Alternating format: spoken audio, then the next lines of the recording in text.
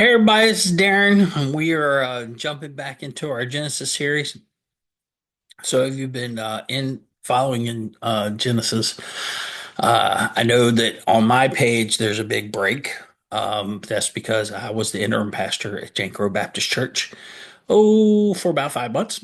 And so I did the Genesis series with them on Wednesday nights. And so all those recordings are on the Jank Road Baptist Church site. I will eventually transfer most of those over to my site. So they'll be all in one place. But now that I've left there, I did tell the people that if they wanted to continue in this series, that it would be posted on my YouTube page and on my Facebook page. So that's what I am doing now. So let's get into Genesis 22. So, of course, last week in Genesis 21, we have the birth of Isaac. And so, after the birth of Isaac, we're going to jump several years uh, into Isaac's teens years, and we're going to look at what God is going to ask Abram to do. So let's head it on. So, excuse me, I got a little bit of a cough. I may have to stop and take a drink once in a while. So Genesis 22. And so after these things, God tested Abraham and said to him, Abraham, and he said, Here I am.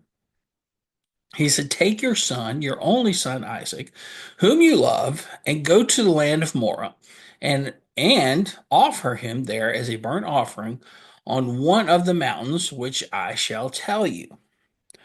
So God is asking Abraham, who is first in your life? Uh, Excuse me. And God will ask us the same question.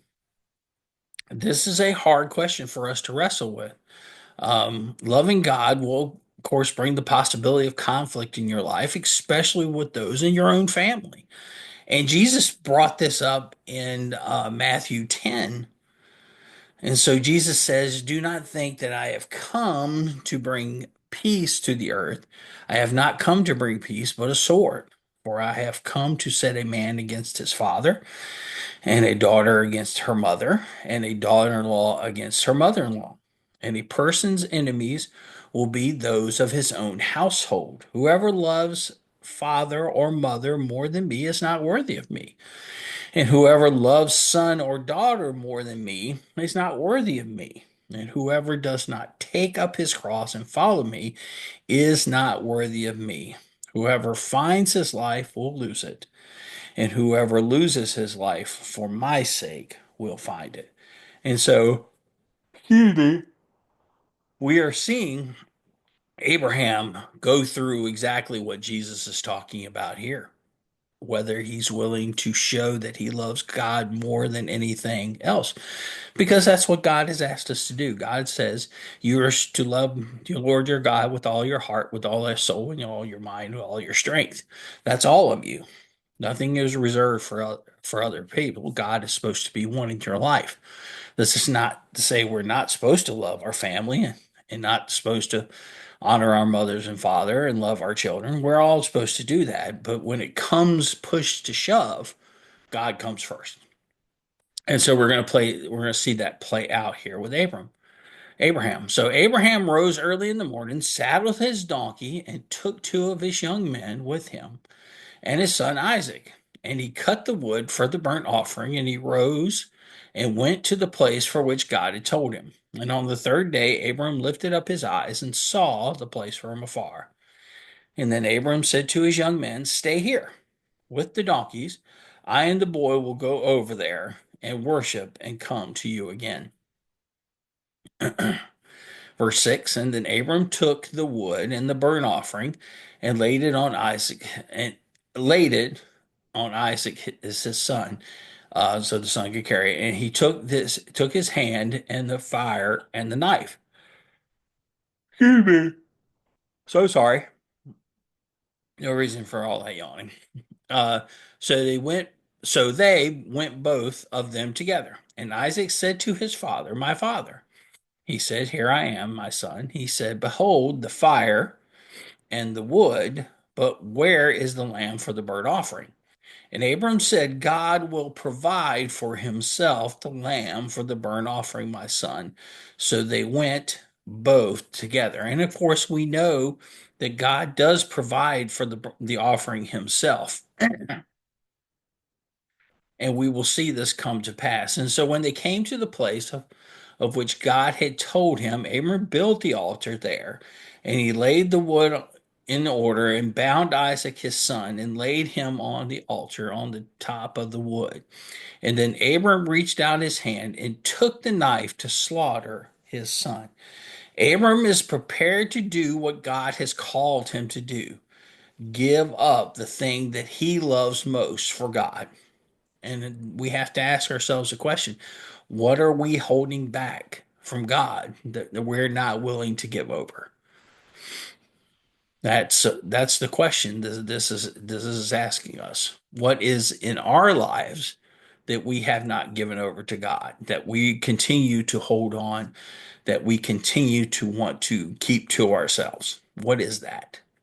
Well, we should figure that out and know what that is, because God expects us to take him and make him first. Verse 11.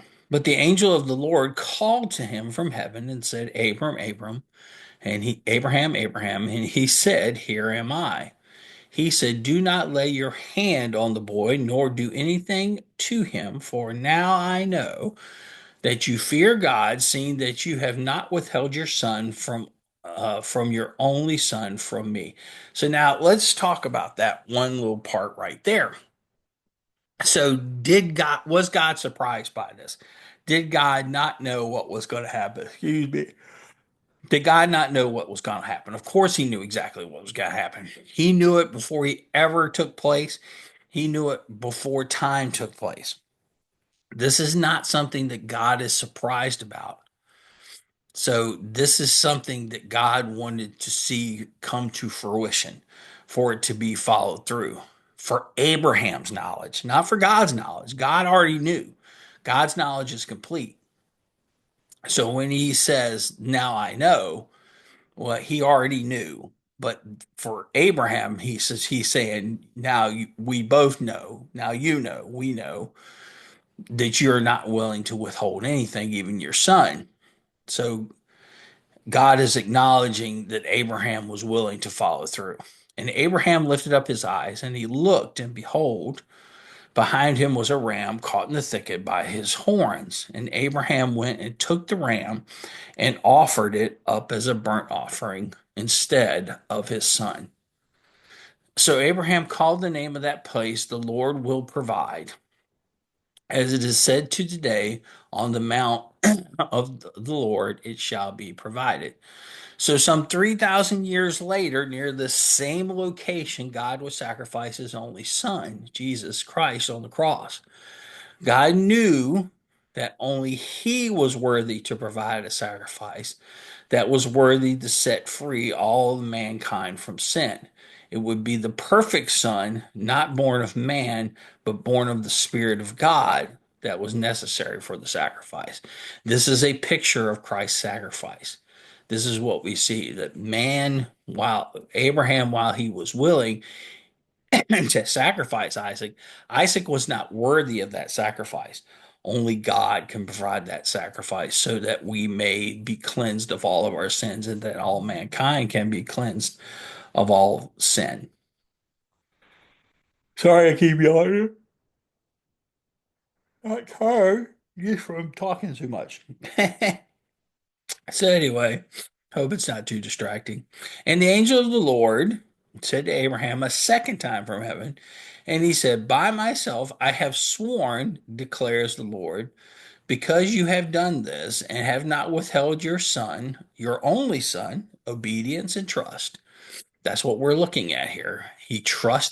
Abraham trusted God, that God was going to provide a sacrifice. He was not going to allow his son to be killed, but he was still obedient to what God had told him to do. With obedience comes trust. We have to trust that we obey because we trust in God's promises. We don't obey because we hope God's going to fulfill his promises. No, we trust that God will fulfill his promises. Hence, we obey what he has to say and we listen to his word. That's where a lot of people get things backwards. They think that by their obedience that they will somehow earn God's trust. No, we have to, in and of ourselves, trust God and his promises, and that brings forth obedience. So I will surely, verse 17, I will surely bless you, and I will surely multiply your offsprings as the stars in the heaven, and as the sands is on the seashore. Seashore. One of those words. And your offspring shall possess the gates of his enemies. And in your offspring shall all nations of the earth be blessed. How? How are they going to be blessed? Through the Messiah.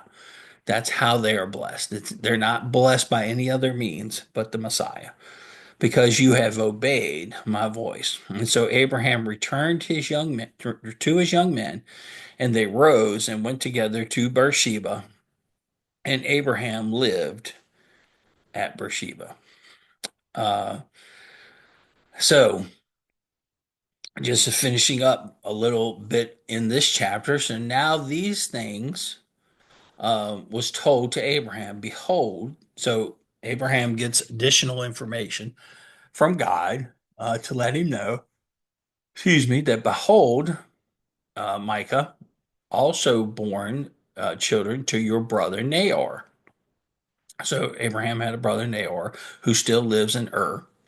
Um, Uz, his firstborn, Buzz, there's some great names. Buzz, his brother, Kemuel, the father of Aram. I'm horrible with these names. Why don't you just say Bubba? You see the next group of names, and then Bethuel fathered Rebekah. Now, Rebekah is a key name. We need to remember that. These eight Michael bore to Nahor, Abram's brother.